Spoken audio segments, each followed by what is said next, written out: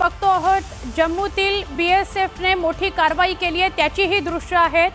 सियालकोट हा भाग आहे जिल्ह्यातील लुणी या भागात, सियालकोटच्या लुणी या भागात दहशतवादी लॉन्चपॅड उद्ध्वस्त करण्यात आलेला आहे। भारत पाकिस्तान सीमेवर आंतरराष्ट्रीय सीमेवर काल रात्री मोठा संघर्ष झाला आणि बीएसएफच्या जवानांनी केलेली ही कारवाई आहे। 9 मे 2025 रोजी रात्री 9 वाजल्यापासून पाकिस्तानने जम्मू सेक्टरमध्ये बीएसएफच्या पोस्टवरती विनाकारण गोळीबार सुरू केला आणि मग बीएसएफच्या जवानांनी दिलेलं हे उत्तर आहे।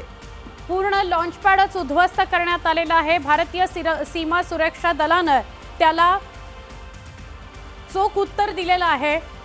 भारतीय सीमा सुरक्षा दलाने म्हणजेच बीएसएफने तीव्र असं प्रत्युत्तर देत पाकिस्तान रेंजर्सच्या पोस्ट आणि मालमत्तेचं मोठं नुकसान केलं। त्याचा हा व्हिडिओ समोर आलाय, एक्सक्लुझिव्हली आपण बघतोय। विशेष म्हणजे अखनूरच्या समोर असलेल्या सियालकोट जिल्ह्यातल्या लुणी या परिसरात पाकिस्तानने उभारलेला दहशतवादी लॉन्च पॅड बीएसएफच्या जवानांनी पूर्णपणे उद्ध्वस्त केला।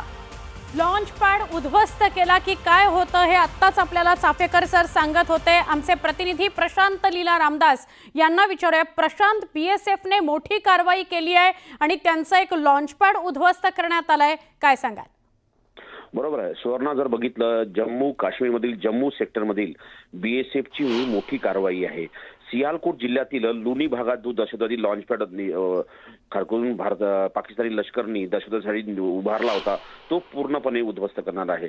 काल रात्री 9च्या वाजल्यापासून पाकिस्तानकडून जम्मू सेक्टरमध्ये जोरदार बीएसएफच्या पोस्टवर विनाकारण गोळीबार केला जात होता आणि त्याच्या माध्यमातून काही घुसखोरांना भारतीय हद्दीत पाठवण्याचा त्यांचा प्रयत्न होता, पण भारतीय सीमा सुरक्षा दलाने त्याला तीव्र प्रवृत्ती दिला आणि पाकिस्तानच्या रेंजर्सचे पोस्ट जे आहे आणि मालमत्तेचं मोठं नुकसान देखील केलेलं आहे।